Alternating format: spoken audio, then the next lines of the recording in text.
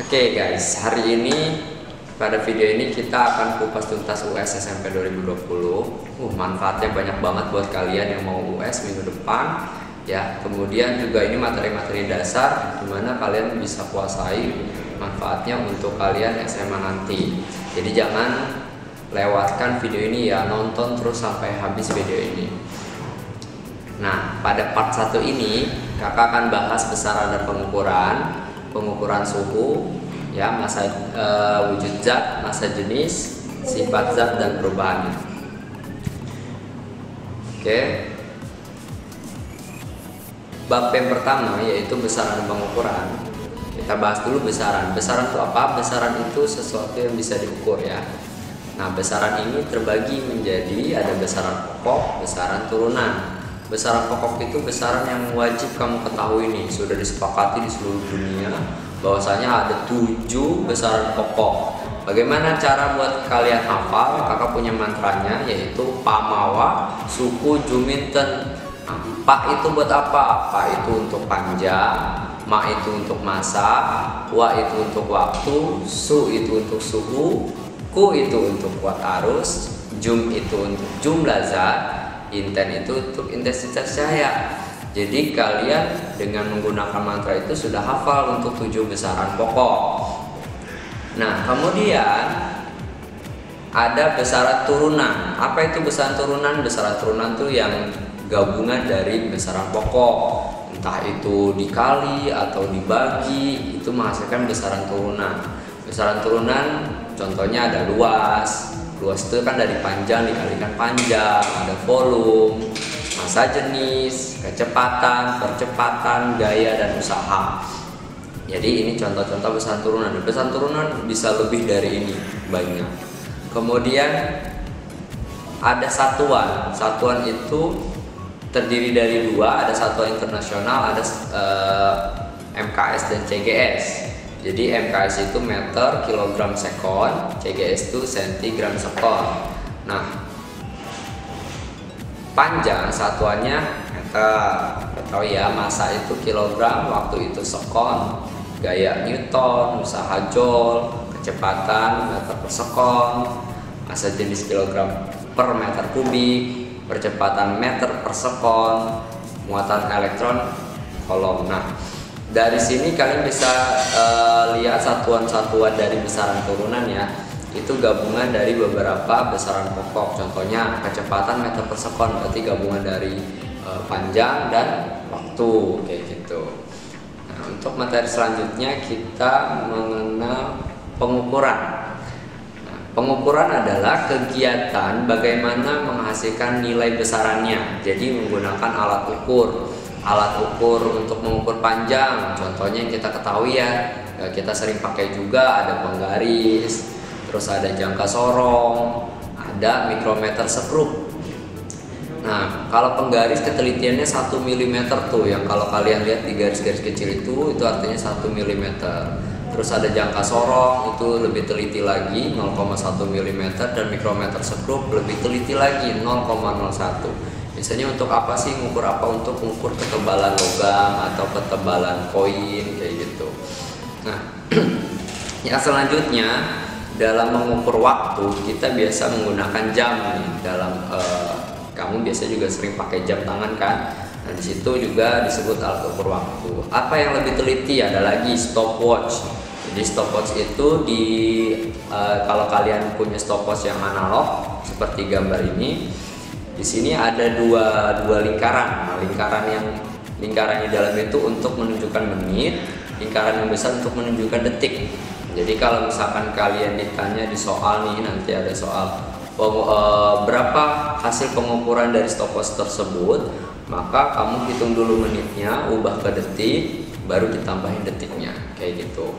Selanjutnya ada pengukuran suhu. Kita tahu nih, apalagi dengan keadaan sekarang nih, sering kalian menemukan termometer ya untuk mengukur suhu badan. Nah, ada termometer tuh, ada termometer digital, termometer raksa begitu. Kemudian untuk mengukur massa kita mengenal ada namanya neraca ya, neraca lengan, dimana kalau neraca lengan kanan kiri harus seimbang. Nah, untuk mengukur berapa massa yang ditimbang atau yang diukur, kalian tinggal hitung anak timbangannya. Jadi kayak di gambar ini ada 0,5, terus 1 kg ditambah 50 gram. Untuk menjumlahkan, kalian jangan lupa ubah dulu satuannya supaya sama dulu ya. Kemudian ada lagi namanya neraca Ohaus. Nah, neraca Ohaus ini lebih detail lagi, biasanya untuk mengukur atau menimbang benda-benda yang lebih kecil. Dia ada 3 lengan. Yang lengan 1 itu untuk menyatakan ratusan, lengan kedua puluhan, lengan ketiga itu satuan. Jadi ada ratusan, puluhan, satuan, dan satuannya dalam gram ya.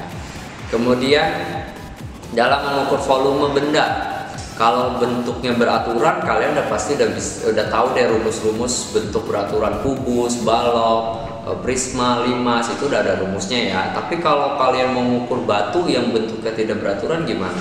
Nah, itu solusinya menggunakan gelas ukur.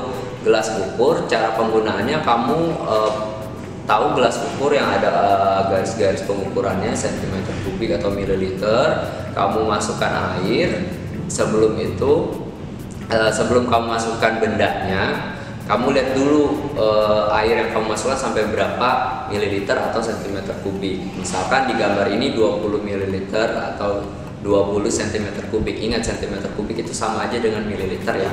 Jadi 20. Kemudian dimasukkan batunya yang kamu mau ukur berapa volumenya. Permukaan air akan naik jadi 30. Maka kita tahu bahwa volume batu tersebut adalah 30 dikurang 20, dapatlah 10. Seperti itu penggunaan gelas ukur ya. Oke, selanjutnya kita latihan soalnya. Nah, di soal contoh pertama ini kita lihat ada tabel, kemudian ditanyanya pasangan besaran pokok, satuan, dan alat ukurnya. Tadi kan kita udah pelajari ya. Besaran pokok, ingat prinsipnya pamawa suku Juminten. Nah, kita lihat dulu di sini ada besarannya itu panjang, massa, waktu, dan suhu. Betul kan? Semuanya itu adalah besaran pokok. Kemudian kita lihat kesatuannya. Apakah betul satuannya itu dalam satuan internasional? Nah, yang tadi saya bilang satuan internasional yang kita sepakati sebenarnya satuannya MKS. Jadi meter, kilogram, sekon. Kalau kita lihat di sini pakainya sentimeter, berarti dia bukan satuan internasional. Terus kilogram satuan internasional, menit bukan ya. Jadi harusnya sekon. Kemudian Kelvin benar ya. Kemudian kita lihat alat ukurnya. Panjang itu alat ukurnya mistar, betul ya. Tapi tadi satuannya salah. Kemudian alat ukur massa itu neraca. Betul ya. Kemudian alat ukur waktu itu stopwatch. Betul ya. Kemudian suhu itu alat ukurnya termometer. Betul ya. Nah, sekarang berarti yang hubungannya betul semua adalah nomor 2 dan 4 gitu ya. Jadi jawabannya adalah yang D. Oke, kita lanjut ke soal berikutnya. Soal berikutnya itu dari tabel tersebut, besaran turunan dengan satuan dalam sistem internasional yang benar adalah besaran turunan yang penting di luar pamawa suku Juminten tadi ya. Waktu, nah waktu itu berarti besaran pokok. Kita jangan pilih nomor 1. Jadi cara cepatnya kamu lihat aja di pilihannya nih. Ada pilihan ke 1, 2, 3, 2, 3, 4, 2, 3, 5, 3, 4, 5. Kalau udah ada angka satunya kamu udah eliminasi, jangan pilih nomor A. Terus 2, volume. Nah, volume itu bukan termasuk pamawa suku Juminten, berarti dia besaran turunan. Betul ya, nomor 2. Terus massa. Massa masuk. Ya, massa itu besaran pokok. Jadi ya masuk ke besaran turunan. Terus kecepatan, lihat aja di satuannya. Kalau misalkan dia lebih dari 1 satuannya, berarti itu besaran turunan. Itu cara cepatnya ya. Volume, kecepatan, sama massa jenis. Jadi 2, 4, dan 5 gitu. Soal selanjutnya, Doni melakukan beberapa kegiatan pengukuran dan diperoleh data sebagai berikut. Nah, kalian bisa lihat sendiri di video ini ada nomor 1, 2, 3, 4, 5, 6. ya. Ditanyanya adalah yang termasuk besaran pokok. Tadi kakak bilang cara cepatnya, kalau kamu ditanya besaran pokok, lihat aja dari satuannya, yang dia satuannya tuh hanya satu. Kalau lebih dari satu satuan, berarti itu termasuknya besaran turunan. Nah, kita lihat aja nomor 1 itu satuannya kilogram, berarti besaran pokok ya. Nomor 1 berarti benar. Terus volume, nomor 2 volume sebuah telur 40 cm kubik, pangkat 3, berarti lebih dari 1, itu besaran turunan. Terus suhu kamar Doni 25 derajat Celcius. Nah, itu kan 1, itu juga besaran pokok. Walaupun memang nggak standar internasional. Yang perlu kalian tahu kan di sini nggak ada atur. Pertanyaannya harus satuan internasional. Jadi tetap suhu itu termasuk besaran pokok. Terus tinggi cm itu juga besaran pokok karena masuknya ke panjang ya. Luas kantor Ayah Doni 12 meter persegi, itu lebih dari 1 tuh satuannya, berarti itu besaran turunan. Denyut jantung 78 denyut per menit, berarti itu masuknya besaran turunan karena ada denyut dan per menit. Jadi hasil pengukuran Doni yang termasuk besaran pokok adalah 1, 3, dan 4. Ya betul. Kita lanjut ke soal berikutnya. Nah, ini soal UN tahun terakhir nih, yang kemarin tahun 2019 pelaksanaannya. Percepatan merupakan salah satu besaran turunan yang diturunkan dari besaran pokok. Ya. Percepatan, kalian ingat satuannya apa tadi di tabel materi sebelumnya? Kalian bisa review lagi ke materi sebelumnya bahwa percepatan itu satuannya meter per sekon kuadrat. Jadi kalau meter per sekon, meter itu satuan dari panjang, sekon itu satuan dari waktu, ya. Jadi besaran percepatan ini adalah turunan dari besaran pokok, yaitu panjang dan waktu. Jadi jawabannya yang A. Nah, gimana? Udah paham belum besaran pengukuran serta contoh soalnya? Pasti kalian bisa ya. Nanti kalau kalian mau lebih bisa lagi, kalian bisa lihat di description video ini ada link latihan soalnya. Kalian bisa latihan soal di situ ya. Nah, selanjutnya kita ke materi pengukuran suhu. Pengukuran suhu kalian sering banget nih. Sekarang kan lagi merebaknya corona, hitung suhu badan, ya kan? Berapa suhu badan yang normal, itu biasanya kita pakai di Indonesia derajat Celcius ya. Tapi perlu kalian tahu nih, di seluruh dunia ada skala-skalanya selain derajat Celcius. Jadi ada 4 skala pengukuran suhu itu. Jadi ada Celcius, Reaumur, Fahrenheit, dan Kelvin. Nah, 4 skala ini memiliki perbedaan titik didih sama titik bekunya. Nah, ini yang menjadi dasar kalian untuk mengubah dari Celcius ke Reaumur, dari Reaumur ke Celcius, atau Celcius ke Fahrenheit, atau Celcius ke Kelvin. Jadi kalau Celcius, kalian bisa lihat di materi di sebelah kakak ini, di atas kakak ini, kalian bisa lihat bahwa Celcius itu titik bekunya 0 derajat, titik didihnya 100 derajat. Reaumur titik bekunya 0 derajat, titik didihnya 80 derajat. Fahrenheit titik bekunya 32 derajat, titik didihnya 212. Dan Kelvin titik bekunya 273, titik didihnya 373. Nah, dari perbedaan titik didih sama titik beku itu kita bisa ambil menjadi perbandingan ya. Jadi disederhanakan 180 sama 180 itu menjadi 5:4:9. Celcius itu 5, ingat ya, Celcius itu perbandingannya 5, Reaumur 4, Fahrenheit 9, dan Kelvin juga 5. Lihat perbedaan Kelvin sama Celsius itu sama, bedanya 100. Oke, sekarang kita ke bagaimana mengubah derajat Celcius ke Reaumur. Di sini udah kakak kasih rumus di materinya, kalian bisa lihat. Kalau kita mau mencari derajat Celcius dengan data yang kita udah ketahui Reaumur, maka kamu menggunakan rumus perbandingannya 5/4 dikali derajat Reaumurnya. Jadi kalau kamu punya data Reaumurnya misalkan 20 derajat, mau diubah ke Celcius, berarti kamu hitungnya 5/4 dikali 20 kayak gitu ya. Kemudian kalau dari Reaumur dari Celsius ke Reaumur perbalikannya gimana? Berarti perbandingannya dibalik aja ya. 4/5 dikali derajat Celsius yang kamu ketahui. Misal ada derajat Celsiusnya 30 derajat. Nah, ubah ke Reaumur berarti tinggal 4/5 dikali 30 kayak gitu. 4 kali 30 dibagi 5 cara ngitungnya. Gampang ya kalau Celsius ke Reaumur. Selanjutnya kita ke Celsius Fahrenheit.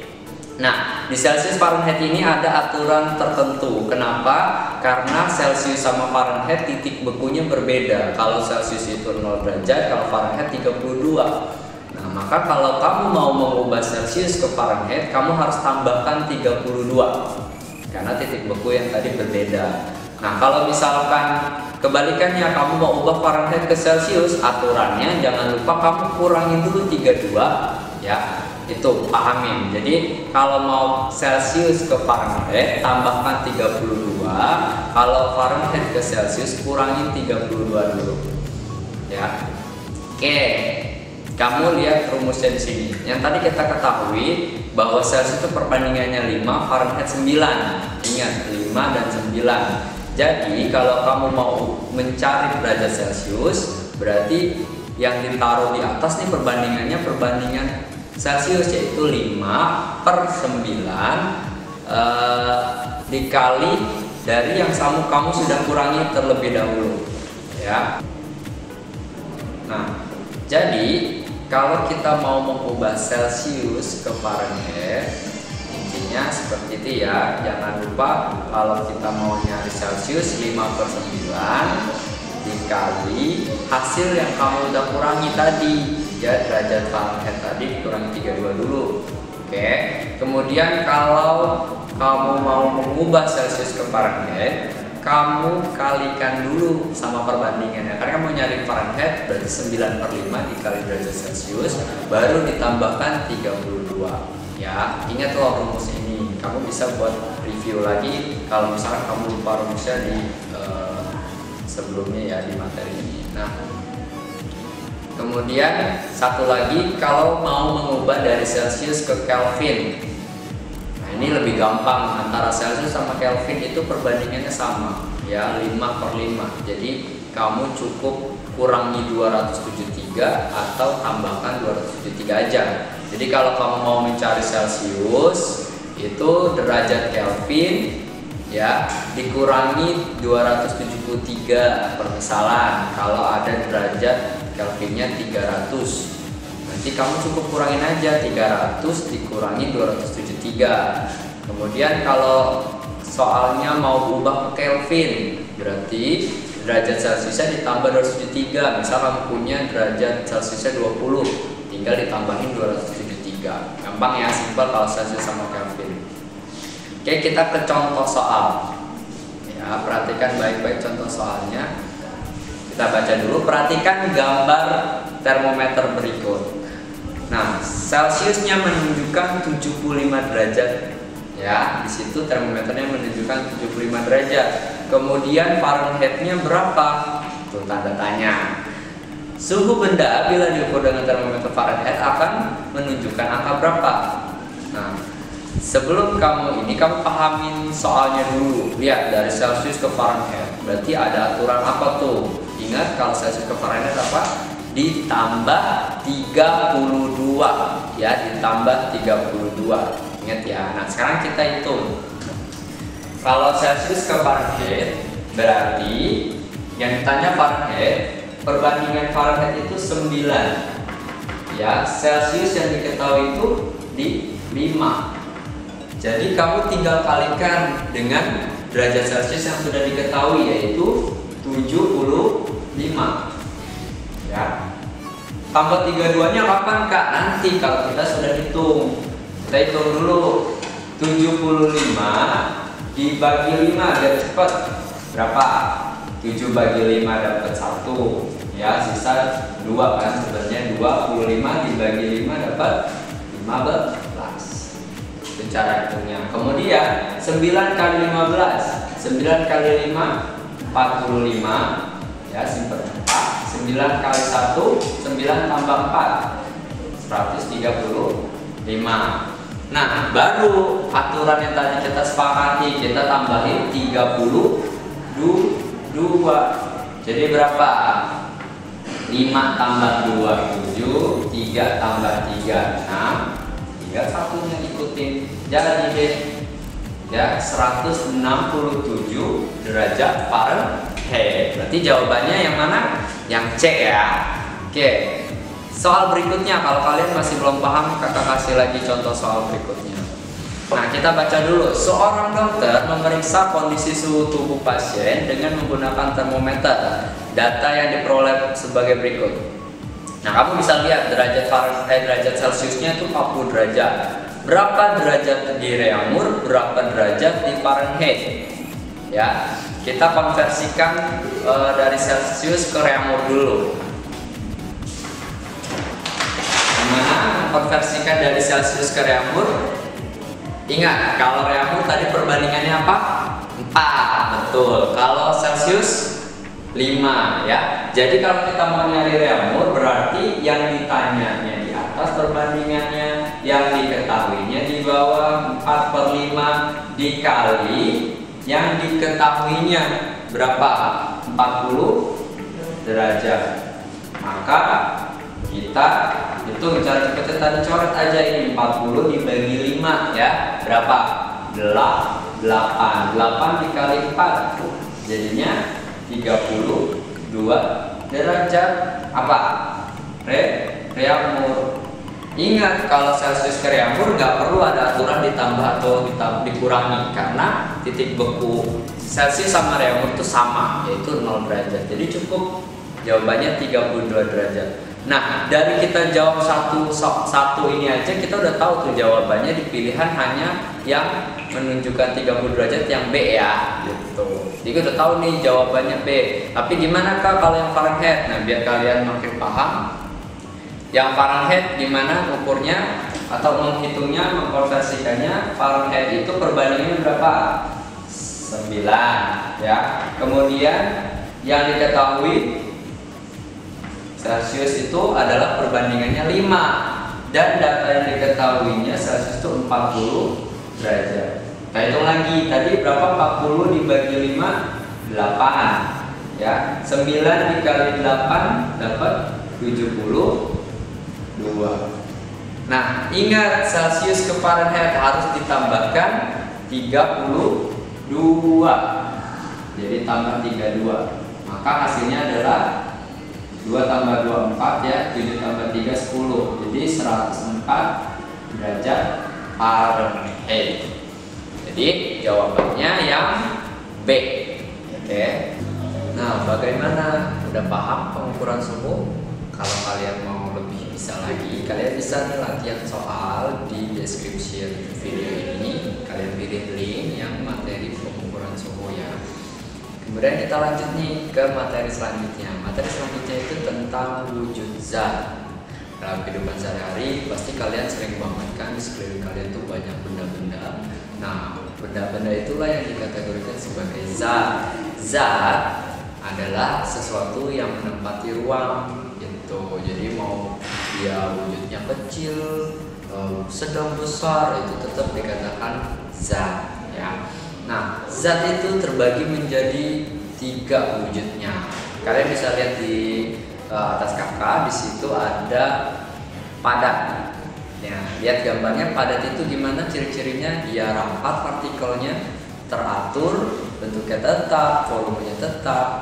Karena gaya tarik antar partikelnya itu sangat tetap.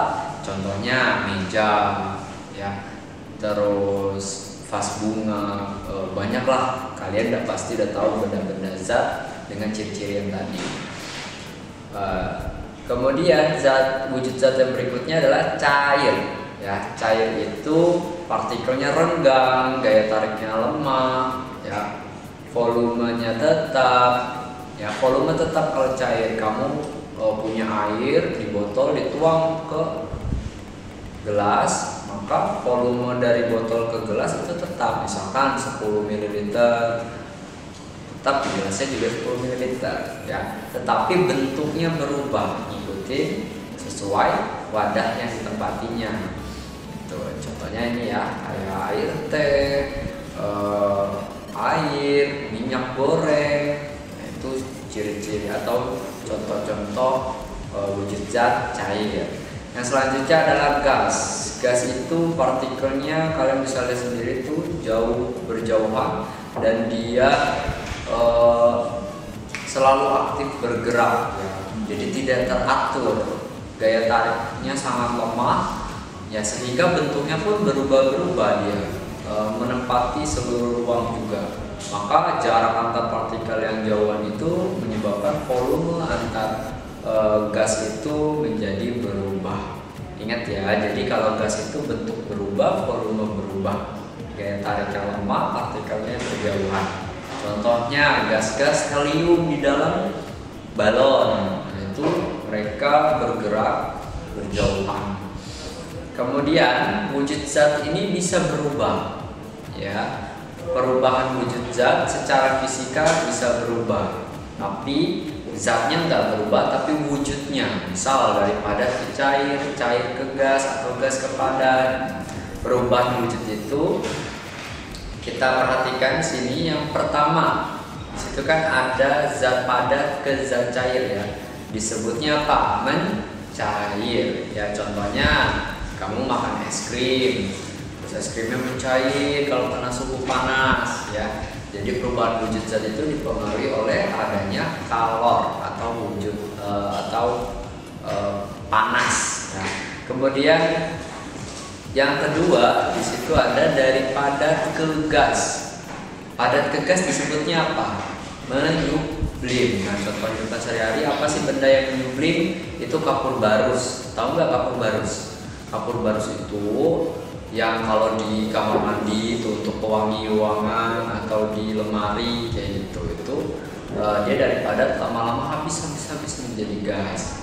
Kemudian yang ketiga itu ada dari zat cair ke zat padat, disebutnya membeku. Misalkan kamu di rumah buat es batu, taruh di freezer kulkas kamu, itu jadi membeku, maka itu cair ke padat. Kemudian menguap itu berarti dari zat cair ke zat gas ya. Jadi dia menerima panas yang berlebih sehingga wujudnya berubah menjadi gas sehingga menguap. Contohnya apa? Contohnya air yang kamu panaskan, dia menguap jadi uap air, gas air. Kemudian yang kelima adalah mendeposisi. Mendeposisi atau nama lainnya mengkristal. Jadi dari gas menjadi padat ya. Gas itu kalau langsung didinginkan dia bisa berubah menjadi padat ya. Contohnya proses pembentukan gula pasir gitu, itu juga dalam dengan menggunakan teknik deposisi. Atau terbentuknya awan-awan itu karena adanya suhu yang sangat dingin di langit bumi, di selimut bumi, sehingga uap air terkumpul sehingga membentuk awan. Itu contoh mendeposisi ya. Kemudian mengembun, yang terakhir mengembun. Mengembun itu dari zat gas ke zat cair. Jadi dia menerima suhu yang dingin, dari panas ke dingin, maka dia menjadi cair. Contohnya kamu minum es, kenapa di luar es itu ada titik embun-embun gitu, ada air? Itu bukan esnya yang bocor ya, tapi itu uap air di udara sekeliling es itu yang berubah wujud menjadi cair karena di dalam es kamu itu suhunya lebih dingin kayak gitu. Nah, udah paham sampai sini? Nah, kita lebih paham lagi, kita lihat contoh soalnya ya supaya kamu lebih memahami soalnya, yaitu kita baca bareng-bareng.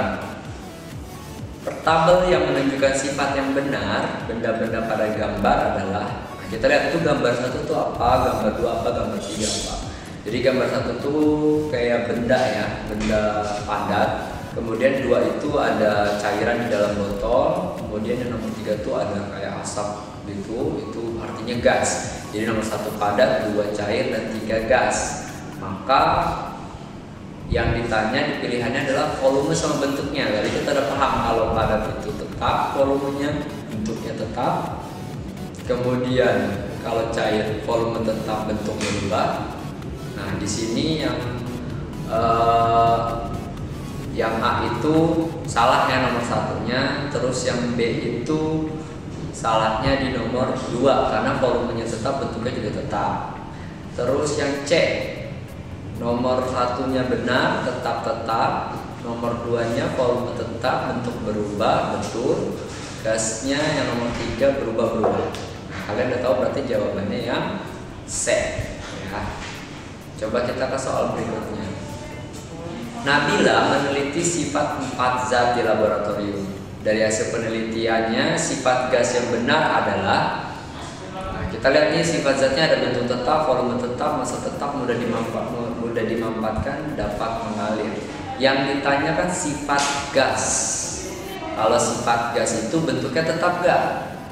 Enggak, ya betul. Jadi jangan pilih yang B karena yang B itu dibilang iya, sama yang D, jangan pilih D juga. Tinggal yang A sama yang C ya. Kemudian volumenya tetap gak gas? Betul ya, volume gas itu tidak tetap tapi berubah. Jadi kita eliminasi lagi. Tadi udah eliminasi B sama D ya. Sekarang kita eliminasi yang C. Nah, udah ketara tuh jawabannya mana kalian? Yaitu yang A, bentuknya tetap itu salah atau tidak, volume tetap tidak, massanya tetap ya. Kalau massa benda atau massa zat itu selalu tetap. Ya, gas itu mudah dimanfaatkan dan gas itu mudah mengalir. Kalau kalian tahu, mama kalian tuh lagi masak kan ada selang gasnya, itu gas itu bisa mengalir. Ya. Selanjutnya, ada pernyataan nomor 1 sampai 5. Pertanyaannya adalah pernyataan yang menunjukkan sifat-sifat zat padat. Ditunjukkan nomor 1, susunan molekul teratur. Betul gak? Ya, betul ya. Padat itu susunan molekulnya teratur. Ya. Kemudian jarak antar molekul sangat berdekatan. Wow, betul ya. Kalau teratur dia berdekatan. Jadi 1, 2. Kemudian nomor 3, gaya tarik menarik antar molekulnya lemah. Salah ya, itu adalah sifat zat cair. Gerak molekulnya sangat bebas. Salah, itu sifat zat gas. Gaya tarik menarik antar molekul sangat kuat. Nah, betul tuh, itu zat padat. Jadi jawabannya harusnya 1, 2, dan 5. Yang B ya. Oke. Itu contoh soal materi yang ketiga. Paham ya, bisa dipahami. Kalau kalian mau latihan soal juga bisa lihat di link di bawah ini tentang wujud zat dan perubahannya.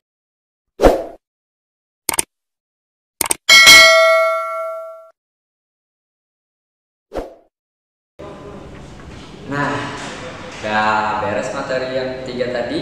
Sekarang kita lanjut ke massa jenis ya. Materi keempat kita bahas massa jenis. Apa sih massa jenis itu? Massa jenis itu kerapatan benda. Nah, kamu pernah gak naruh bola ya, bola mainan itu di atas air yang tergenang di dalam ember? Kenapa bolanya bisa mengapung? Nah, karena itu kamu perlu tahu dulu ada yang namanya massa jenis ya. Massa jenis adalah kerapatan benda. Kenapa bola itu bisa mengapung? Karena bolanya lebih renggang atau tidak rapat daripada airnya. Air lebih rapat daripada bolanya. Maka dari itu penting untuk belajar massa jenis ini, karena nanti penerapannya kamu tahu waktu ada yang namanya kapal selam, kapal layar. Ya, kenapa dia bisa mengapung, kenapa dia bisa menyelam, itu konsep massa jenis. Nah, rumus dari massa jenis adalah massa dibagi volume ya, massa per volume, M per V. Ingat, M per V. Massa jenis lambangnya tuh dilambangkan dengan rho. Itu bukan huruf P ya, itu ingat, itu disebutnya rho. Nah, massa jenis itu bisa digunakan untuk mendeteksi benda itu terapungkah, melayangkah, atau tenggelamkah. Nah, itu konsep dari hukum Archimedes ya. Ini kita manfaatnya untuk mempelajari bagaimana ingin benda itu bisa mengapung, melayang, atau tenggelam. Oke, kita langsung ke pembahasan soal ya. Nah, perhatikan tabel beberapa zat padat di bawah ini. Benda 1 massa jenisnya 0,54, benda 2 0,93, benda 3 1,2, benda 4 2,8. 4 benda yang terdapat pada tabel di atas diletakkan dalam bejana. Bejana siapa sih? Bejana tuh kayak pipa atau ya kalau kamu bingung ember lah gitu ya. Kemudian massa jenis air 1 gram cm3. Gambar yang tepat menunjukkan kedudukan benda-benda di air adalah tadi saya bilang kalau massa jenisnya besar maka dia paling bawah ya, dipengaruhi oleh gaya tarik bumi, dia paling bawah letaknya. Kalau massa jenisnya makin kecil dia makin letaknya ke atas. Nah, di sini kan dimasukkan ke dalam air. Air massa jenisnya 1. Kalau kita lihat benda 1 massa jenisnya 0,54 lebih kecil kan dari 1 massa jenis air, maka benda 1 akan terapung. Oke. Nah, dari pilihan kita udah bisa lihat yang mana yang terapung. Kalau yang A yang terapung nomor 4. Berarti salah ya, karena nomor 4 2,8 harusnya tenggelam. Kemudian kalau yang B tidak ada yang terapung. Salah. Dan C yang terapungnya nomor 3. Salah. Berarti jawabannya adalah yang D, yaitu yang terapung nomor 1 betul karena massa jenisnya lebih kecil dari air. Kalau yang benda 4 2,8 tenggelam betul karena lebih besar daripada massa jenis air. Oke. Kita ke next soal. Bagaimana sih menghitung massa jenis ya? Jangan lupa tadi rumus massa jenis apa? Massa dibagi volume. Di soal yang ini massa jenis batu sesuai data pada gambar. Kalian bisa lihat dulu di gambar 1. Gambar 1 itu cara metode pengukuran apa? Yo, ingat kan materi yang nomor 1 tadi, materi sebelumnya. Itu cara mengukur volume menggunakan gelas ukur. Cara menghitungnya adalah volume akhir dikurangi volume awal. Volume akhirnya dilihat di gambar di situ ya. Itu 80. Volume awalnya 60, berarti selisihnya adalah 20 ml. Oke, kemudian yang di gambar 2 itu pengukuran massa. Kita hitung anak timbangannya ada 100 gram sama 20 gram, jadinya 120 gram. Oke, baru kita hitung ya. Kita hitung berapa massa jenisnya. Karena massa jenis rumusnya adalah massa dibagi volume. Jadi massanya adalah 120 gram ya, dibagi volumenya tadi berapa? Volumenya 80 dikurang 60 yaitu 20 ml. Nah, ingat mililiter itu sama dengan centimeter kubik ya, sama aja, kamu gak usah bingung. Nah, jadi 120 dibagi 20 berapa? 0 coret. Jadi 12 bagi 2 itu adalah 6 gram centimeter kubik.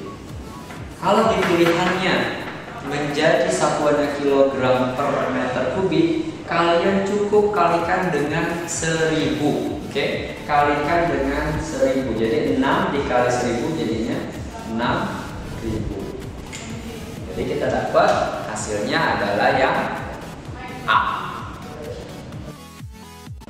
Nah, gimana paham massa jenis perhitungannya? Kalau kalian mau latihan boleh silakan lihat deskripsi video ini, kalian klik linknya dan kalian kerjakan soalnya.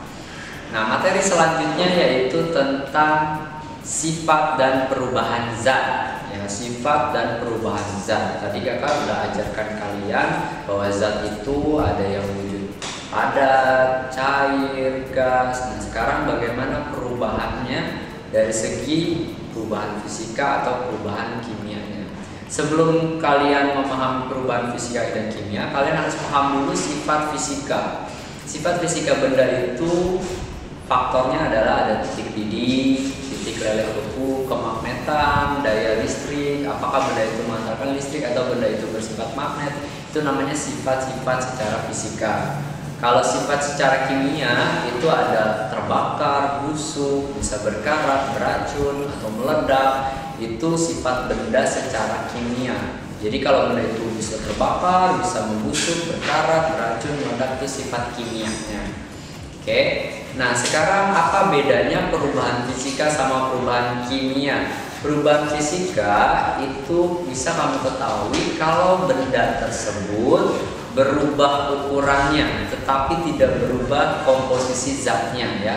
Jadi nggak berubah dia zatnya, misalkan awalnya air tiba-tiba yang berubah menjadi alkohol. Nah, itu bukan tuh, itu bukan disebut perubahan fisika. Jadi kalau perubahan fisika dia tetap zatnya, hanya saja berubah ukuran. Contohnya apa sih yang berubah ukuran secara fisika? Misal beras, biji beras kamu tahu itu kalau digiling jadinya tepung kan? Nah, itu namanya perubahan fisika. Jadi hanya berubah ukuran. Kemudian berubah bentuk. Misal ada batang pohon itu di pabrik kayu dipotong-potong membentuk meja. Nah, itu namanya berubah bentuk. Tapi tetap zatnya itu adalah kayu. Kemudian berubah suhu. Nah, berubah suhu karena titik buku itu adalah sifat fisikanya benda ya. Jadi berubah suhu itu adalah perubahan fisika. Contoh, air dipanaskan suhunya dari 20 derajat menjadi 100 derajat gitu, atau menjadi 70 derajat. Intinya suhunya berubah, berarti itu perubahan fisika. Kemudian ada perubahan wujud. Nah, perubahan wujud yang kita pelajari sebelumnya itu termasuk perubahan fisika. Apa saja tadi? Mencair, membeku, menguap, ya, mengembun. Itu termasuk perubahan fisika. Jadi berubah wujudnya. Kemudian kalau perubahan kimia, ya, perubahan kimia itu yang cirinya nggak bisa kembali ke bentuk atau ke zat semula. Jadi dia ada penambahan zat, ya. Jadi zatnya tuh bergabung membentuk zat baru. Itu namanya perubahan kimia. Tentunya dengan reaksi-reaksi kimia ya. Contoh dalam kehidupan sehari-hari yaitu perkaratan. Kamu bisa lihat logam awalnya tidak berkarat, kalau kena air di udara terbuka, kena oksigen, dia akan lama-lama berkarat. Kemudian pembakaran, ya, itu termasuk perubahan kimia. Kertas dibakar jadi abu, kan nggak mungkin dong abu bisa berubah strukturnya jadi kertas lagi. Itu perubahan kimia namanya. Kemudian pembusukan, roti yang kamu diamkan atau nasi yang kamu diamkan di udara terbuka, dia akan lama-lama membusuk, ya. Artinya ada makhluk hidup kecil yang berkembang di nasi tersebut. Kemudian fermentasi itu juga perubahan kimia. Contoh pembuatan keju, pembuatan yogurt, itu ditambahkan ragi, ya, sehingga menghasilkan zat yang baru. Itu juga fermentasi, perubahan kimia. Oke, supaya lebih paham lagi kita latihan soal. Dari data hasil percobaan 1, 2, 3, 4 ditanyanya berdasarkan data tersebut yang termasuk perubahan fisika. Kita lihat satu-satu ya. Nomor 1, logam dipanaskan akan membara. Nah, logam dipanaskan akan membara, artinya bukan dibakar ya, tapi dipanaskan. Ada perubahan suhu dong. Maka nomor 1 disebut perubahan fisika ya. Nomor 2, garam dibuat dengan cara mencampurkan asam dengan basa. Nah, garam itu adalah gabungan dari asam basa. Berarti garam adalah zat baru. Nah, nomor 2 ini termasuk perubahan kimia. Kemudian nomor 3, air dipanaskan akan menguap. Berarti ini kan dipanaskan, suhu berubah dan berubah wujud. Berarti termasuk perubahan fisika. Betul.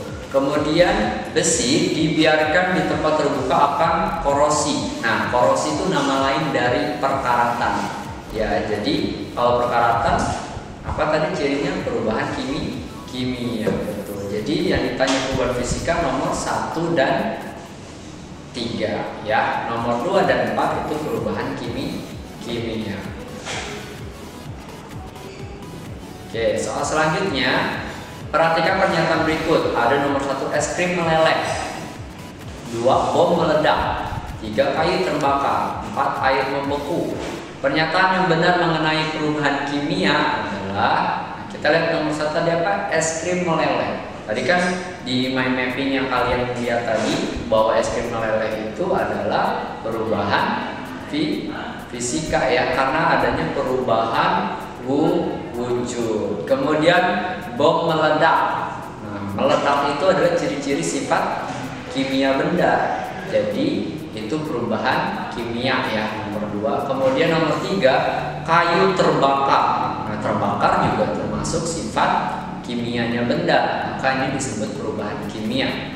Nomor 4, air membeku, berubah wujud ya, dari cair membeku menjadi padat atau menjadi es, maka itu perubahan fisika. Jadi perubahan kimia adalah nomor 2 dan 3. Oke, 1 dan 4 adalah perubahan fisika.